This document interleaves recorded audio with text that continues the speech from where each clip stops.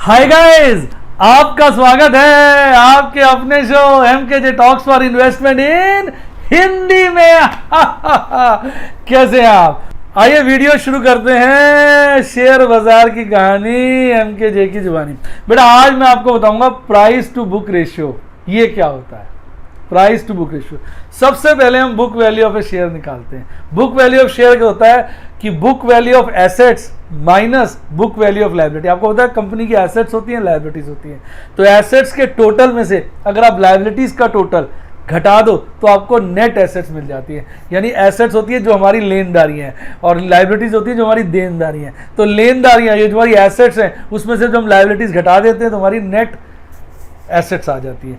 उसको हम डिवाइड कर देते हैं किसके साथ? नंबर ऑफ शेयर्स के साथ।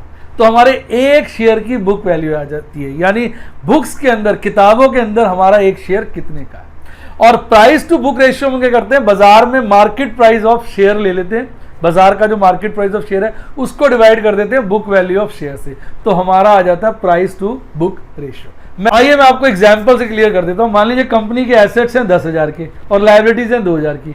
तो एसेट्स में से लायबिलिटीज घटा दीजिए, 10,000 माइनस 2,000 8,000 हो गए कंपनी के नेट एसेट्स। अब कंपनी के नंबर ऑफ शेयर देख लीजिए। मान लीजिए कंपनी के नंबर ऑफ शेयर्स हैं 1,000, तो 8,000 को आप 1,000 से डिवाइड कर दीजिए तो वैल्यू आ गई 8 रुपए। ये होता है बुक वैल्यू पर शेयर। अब देखिए बाजार में कंपनी के शेयर का भाव क्या है। मान लो कंपनी का शेयर का भाव 40 रुपए है, ये हो गया मार्केट प्राइस पर शेयर। तो मार्केट प्राइस पर शेयर 40 रुपए को बुक वैल्यू पर शेयर 8 रुपए से आप डिवाइड कर दीजिए। 40 डिवाइडेड बाय 8 तो आपको मिल जाएगा 5। तो ये होता है प्राइस टू बुक रेशियो। तो उम्मीद करता हूं इस एग्जांपल से आपको प्राइस टू बुक रेशियो समझ में आ गया होगा। अब प्रश्न उठता है प्राइस टू बुक रेशियो में कितना विश्वास, कितना रिलाय किया जाए। देखिए प्राइस टू बुक रेशियो इतना रिलायबल नहीं होता। क्यों? क्योंकि प्राइस टू बुक रेशियो में हम बुक वैल्यू लेते हैं और बुक वैल्यू में हम एसेट्स की जो है किताबों की वैल्यू लेते हैं, जबकि मार्केट वैल्यू ज्यादा हो सकती है। कई कंपनियों के पास लाखों करोड़ों रुपए की जमीनें होती है जो बुक्स में लाखों में चल रही होती है, वो खरबों की हो चुकी है। सोचो एक फैक्ट्री लगाई, उस फैक्ट्री के लिए जमीन ली थी 50 साल पहले, तो किस भाव ली होगी? बहुत थोड़े भाव पे। बुक्स में तो उसकी बुक वैल्यू थोड़ी है पर मार्केट वैल्यू बहुत ज्यादा है। तो इसलिए वो एक अच्छा कहना चाहिए कि तरीका नहीं है कंपनी को पहचानने का। लेकिन एक क्षेत्र की कंपनियां हैं जहां पर प्राइस टू बुक रेशियो को अच्छा एक इंडिकेटर माना जाता है। आप अगर गैस कर सकते हैं वीडियो को पॉज करके कमेंट में लिखिए, मैं तो बोलता रहूंगा, आप पॉज करके कमेंट में लिखिए, फिर मैं बोलूंगा तो आप चेक करिएगा आपका आंसर ठीक था कि नहीं। उम्मीद करता हूं आपने लिख लिया होगा, तो मैं बता देता हूं। वो है फाइनेंशियल सेक्टर की कंपनियां जैसे बैंक, NBFC। रीजन क्योंकि बैंक और NBFC के जो एसेट्स होते हैं वो सारे मॉनेटरी एसेट्स होते हैं, तो उनकी बुक वैल्यू और मार्केट वैल्यू लगभग सेम ही होती है। तो प्राइस टू बुक रेशियो सबसे अच्छा इंडिकेटर जो है वो फाइनेंशियल सेक्टर की कंपनियों के लिए है, जिसमें बैंक्स और NBFC आ जाते हैं। उम्मीद करता हूं आज का ये ज्ञान आपको भा गया होगा। तो आप भी कुछ जानना चाहें, कोई ऐसा पॉइंट जो आप मुझसे चाहें मैं डिस्कस करूं, किसमें? शेयर बाजार की कहानी MKJ की जुबानी। तो कमेंट बॉक्स में लिखिए और मैं उसका डिस्कशन जरूर करूंगा। और अगर ये आपको मजेदार लगा तो लाइक दबाइए। आपका एक लाइक मुझे प्रेरित करता है इस तरह की ढेरों कहानियां अपनी वीडियो में लाने के लिए। भाई आज बाजार ने अपनी तेजी जारी रखी और एक अच्छा खासा पीक बनाया। तो आज हम डिटेल में इस बात की चर्चा करेंगे अपने कार्यक्रम में। आइए कार्यक्रम शुरू करते हैं। सबसे पहले बाजार आज में अगर हम निफ्टी 50 को देखें तो हम कहना चाहिए भौचक्के रह जाते हैं कि आज भी निफ्टी 50 ने अपना तेजी का मुकाम, तेजी की कहते मुहिम जारी रखी। अब आप देखिए आज बाजार खुलता है 9,422 पर। कल बाजार बंद हुआ था 9,490 पर। एक गैप डाउन ओपनिंग करता है, लोगों के मन में जिज्ञासा जागती है, उनको लगता है बाजार गिरेगा, पर नहीं, बाजार गिरता ही नहीं है, हल्का सा गिरता है। 9,376 का एक बॉटम बनाता है और उसके बाद जो वो बढ़त दिखाता है तो बढ़ता ही जाता है, बढ़ता ही जाता है, बढ़ता ही जाता है, बढ़ता ही जाता है और एक पीक बनाता है लगभग 9,600 का। टू बी प्रिसाइज 9,598.85 का बनाया तो 9,600 ही हो गया।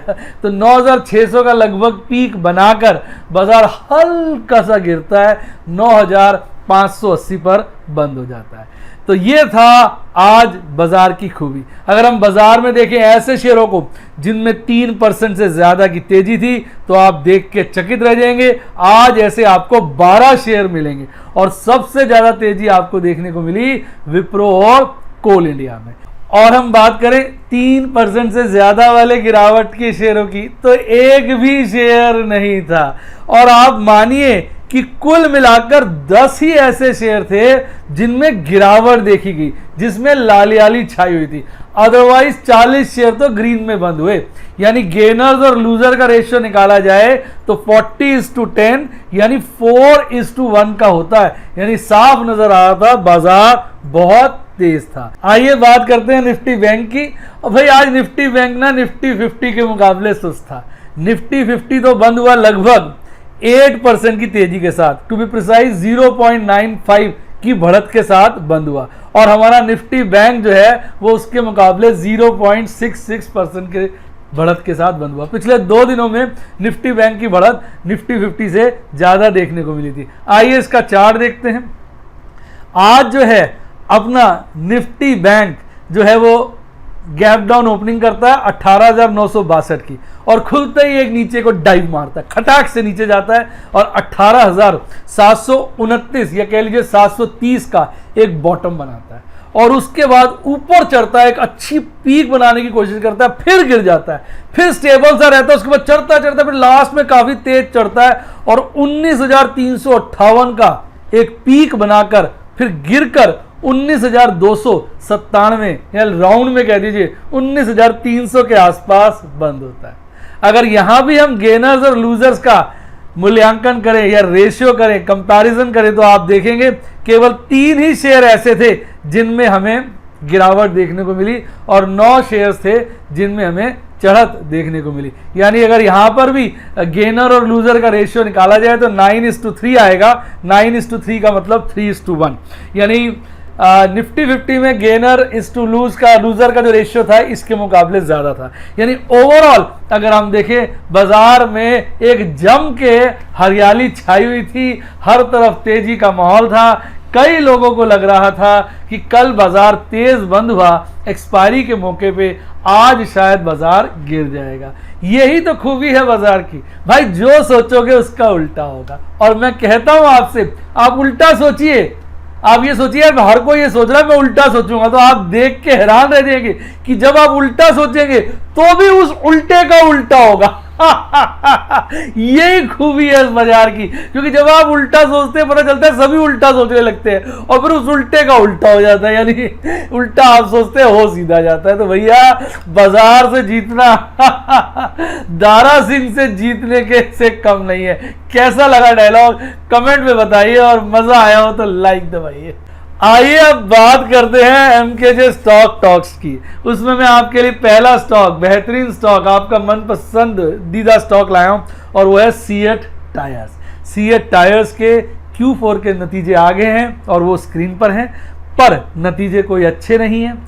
अगर आप सीएट टायर के प्रॉफिट्स देखेंगे तो लगभग इसमें 20% फॉल देखने को मिल रहा है ऑन कंसोलिडेटेड बेसिस और प्रॉफिट गिर के हो गए हैं लगभग 52 करोड़। मैं राउंड फिगर्स बता रहा हूं। जबकि इसी क्वार्टर में पिछले साल 64 करोड़ से ज्यादा कंपनी ने कमाए थे। और अगर मैं बात करूं रेवेन्यू की यानी टॉप लाइन की, तो टॉप लाइन में अगर आप देखेंगे तो उसमें भी गिरावट देखने को मिली है। टॉप लाइन गिरकर हो गई है लगभग 1573 करोड़। जबकि इसी क्वार्टर में पिछले साल टॉप लाइन मतलब होता है रेवेन्यू, टॉप लाइन यानी रेवेन्यू था 1760 करोड़। यानी बात करिए टॉप लाइन की, बात करिए बॉटम लाइन की, दोनों में गिरावट। आइए पूरे साल की बात कर लेते हैं। 2019-20 में अगर कंपनी के प्रॉफिट देखे जाएं वो 230 करोड़ के थे और ये उसके पिछले साल यानी 2018-19 से कम थे, क्योंकि 2018-19 में कंपनी ने 251 करोड़ के प्रॉफिट कमाए थे। यानी इस फाइनेंशियल ईयर में बॉटम लाइन खटाक से गिर गई है। अब बात करते हैं टॉप लाइन यानी रेवेन्यू की, तो वहां भी कोई अच्छी सूचना देखने को नहीं मिल रही है। वहां भी गिरावट देखने को मिली है और तो गिरावट वहां थोड़ी है और रेवेन्यू जो है यानी टॉप लाइन जो है वो गिरकर 6,778 करोड़ हो गई है, जबकि पिछले साल पूरे साल में जो रेवेन्यू था 6,984 करोड़ था। तो ये हालात रहे हैं कंपनी के। अब कंपनी के अगर मैनेजिंग डायरेक्टर अनंत गोयनका की बात को सही माना जाए तो उनका कहना है कि Q4 में कोविड के चलते भी उनका इबिटडा मार्जिन जो है बढ़ा है। तो थोड़ा सा कहना चाहिए कंसोलेशन हो गया, एक सांत्वना हो गई कि भैया कहीं तो कंपनी ने बेटर परफॉर्म किया। आइए कंपनी का आज का प्राइस चार्ट देते हैं। कंपनी का आज शेयर 5% की बढ़त के साथ बंद हुआ। कंपनी का अगर आप 52 वीक हाई देखेंगे तो वो 1094 का यानी लगभग 1100 का और बॉटम 600 का है, और इस वक्त शेयर जो है 800 के आसपास चल रहा है, अर्थात कहीं ना कहीं वो बॉटम और टॉप के बीच में ही लटका हुआ है। आज शेयर ने एक बॉटम बनाया 785 का, टॉप बनाया 819 का और साहब बंद हुआ लगभग 809 पर। अब अगर हम बात करें कंपनी के वाइटल स्टैटिस्टिक्स की, तो वाइटल स्टैटिस्टिक्स कंपनी के काफी रीजनेबल हो गए हैं। कंपनी का पी रेशियो देखिए 11.2 है स्टैंड अलोन बेसिस पे, 13.45 है कंसोलिडेटेड बेसिस पे, जबकि इंडस्ट्री का जो प्राइस अर्निंग रेशियो है वो 19 है, उससे खासा कम है, यानी कंपनी अंडर वैल्यूड है। प्राइस टू बुक रेशियो भी कंपनी का बहुत अच्छा है। इंडिविजुअल और कंसोलिडेटेड दोनों बेसिस पर देखा जाए तो लगभग 1.19 टाइम्स के आसपास है। कंपनी ने 120% का डिविडेंड दिया था, जिसके चलते कंपनी की डिविडेंड यील्ड करंट प्राइसेस पर निकल के आती है लगभग 1.5%। तो ओवरऑल वाइटल स्टैटिस्टिक्स कंपनी के ठीक ठाक से हैं। अब अगर आप कंपनी का वॉल्यूम देखते हैं तो लगभग 8 लाख के शेयरों में ट्रेड हुआ, इसमें डिलीवरेबल्स जो लगभग 18% के हैं। तो जहां तक डिलीवरेबल की बात है तो साहब वो खासी कम डिलीवरेबल्स हैं, यानी कहने का मतलब मेरे हिसाब से कम है। अभी इसका मतलब ज्यादातर काम इसमें इंट्राडे ऊपर नीचे चलता रहता है। आइए अब कंपनी की बैलेंस शीट देखते हैं। कंपनी की बैलेंस शीट में जो शेयर होल्डर फंड है तो वो लगभग 2900 करोड़ के आसपास है, और अगर कंपनी का लोन देखा जाए स्टैंड अलोन बेसिस पे 1400 करोड़ और कंसोलिडेटेड बेसिस पे 1640 करोड़ का है, यानी लोन जो है कंपनी का लगभग 50% ऑफ शेयर होल्डर फंड है। मैं ये तो नहीं कहूंगा ये बहुत ज्यादा है, पर कहीं ना कहीं आज के गंभीर माहौल के अंदर इतना लोन भी मुझे पर्सनली ज्यादा लगता है। और एक बुरी बात यह है कि अगर आप इस साल के लोन को पिछले साल के लोन से कंपेयर करेंगे तो आपको उसमें बढ़त दिखाई देगी, जो मुझे बहुत बुरा लग रहा है, क्योंकि अगर कंपनी लोन पर ज्यादा डिपेंड करेगी तो साहब ये कंपनी के लिए बिल्कुल भी अच्छा नहीं है। तो मेरा ये मानना है कि कंपनी आज के बोझिल माहौल में उस कंपनी में पैसा लगाना चाहिए जिसका लोन जिसके ऊपर कम हो। तो इसका अगर हम एक बैड फीचर देखें तो वो यही है कि इसके अंदर लोन है, बाकी अदरवाइज वैसे कंपनी अच्छी है। और इस वक्त सभी आप देखेंगे ऑटोमोबाइल रिलेटेड कंपनियों में गिरावट देखने को मिल रही है। तो मेरा तो यही कंक्लूजन निकलता है पर्सनली अपने लिए कि भाई जब ये शेयर अपने 600 रुपए जो इसका 52 वीक का लो है उससे नीचे जाएगा तभी मैं इसमें खरीदारी की सोचूंगा, अदरवाइज बहुत अच्छे शेयर पड़े हैं उन्हीं पे ध्यान लगा लूंगा। क्या जरूरत है इस मरियल से शेयर पर ध्यान लगाने की। आइए अब बात करते हैं बाजार कल, यानी आने वाले वक्त में बाजार कैसा रहेगा। इसमें हम करते हैं टेक्निकल एनालिसिस। आपके सामने आ गया है बॉलिंजर चार्ट, कैंडलस्टिक चार्ट और ईएमएस। अब अगर आज बाजार देखेंगे निफ्टी 50 ने भाई साहब 50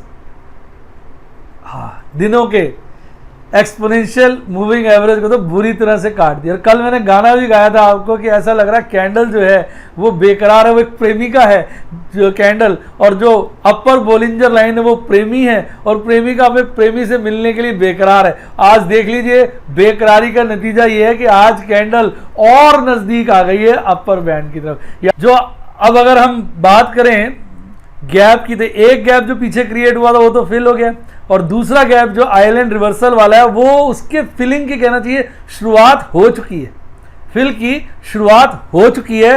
अब थोड़ा सा वो फिल हो गया, आप ध्यान से देखिए मैंने रेक्टेंगल बनाया हुआ है, उसकी शुरुआत हो चुकी है और हो सकता है ये गैप भी इस राउंड में फिल हो जाए। तो जो एमकेजे गैप फिलिंग थ्योरी है वो मजबूत ही साबित हो रही है इस वक्त। और मैं तो कह रहा था हो सकता है गैप फिल करने निफ्टी बहुत दिनों बाद आए, पर निफ्टी से भी इंतजार नहीं हुआ। ऐसा लग रहा था कि गैप गाना गा रहा है, बेकरार करके हमें यूं न जाइए, आपको हमारी कसम लौट आइए।